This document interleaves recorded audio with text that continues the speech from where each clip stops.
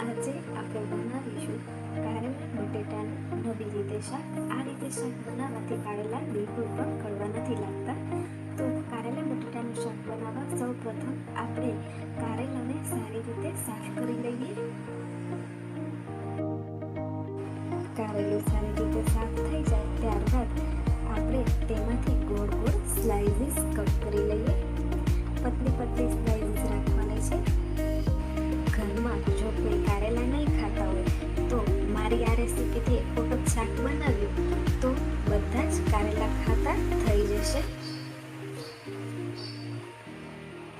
કારેલાની સારી રીતે સ્લાઇસ થઈ જાય ત્યારબાદ આપણે કારેલાની અંદર કડવાશનો ભાગ ના રહે એના માટે અડધી ટેબલ સ્પૂન જેટલું મીઠું એડ કરીએ.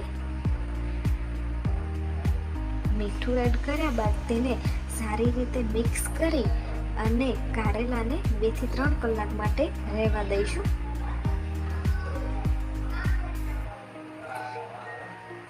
હવે આપણે કારેલા બટેટાના શાકનો સ્પેશિયલ મસાલો તૈયાર કરી લઈએ. એના માટે મેં અહીંયા એક વાટકીની અંદર 1 ચમચી લાલ મરચું પાવડર, મીઠું, નાની ચમચી ગરમ મસાલો પાવડર અને નાની ચમચી શેકેલું જીરું લઈ લીધું છે. મસાલાને આપણે સારી રીતે મિક્સ કરી લઈએ. આપણો સ્પેશિયલ મસાલો તૈયાર છે. ત્યારબાદ મેં અહીંયા કારેલાને એકદમ ચોખ્ખા પાણીથી ધોઈ લીધા હતા જેનાથી એનો કડવાશનો ભાગ નીકળી જાય. ત્યારબાદ 2 બટેટાની આપણે સ્લાઇસ કરી અને લઈ લીધી છે. ત્યારબાદ આપણે હવે કારેલાને તરી લઈશું.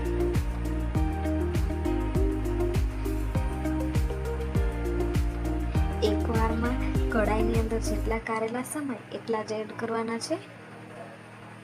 બંને તરફથી ઉથલાવી અને સારી રીતે તરી લેવાના છે.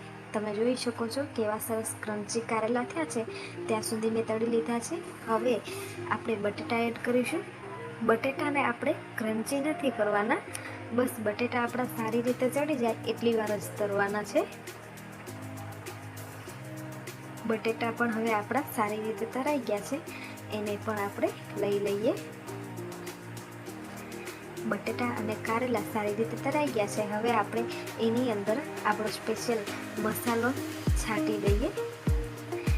આ રીતે તમારે કારેલાનું શાક બનાવવું હોય તો તમારે વઘાર કરવાની પણ જરૂર નથી પડતી.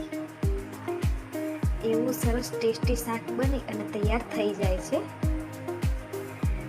તમે જોઈ શકો છો કેવું સરસ એવું આપણું ટેસ્ટી કારેલા બટેટાનું શાક બની અને તૈયાર છે. મારી આ રેસીપીને એક વખત જરૂરથી ટ્રાય કરજો. આજ માટે બસ આટલો જ. ફરી મળીએ નવી રેસીપી સાથે. સૌને જય શ્રી કૃષ્ણ.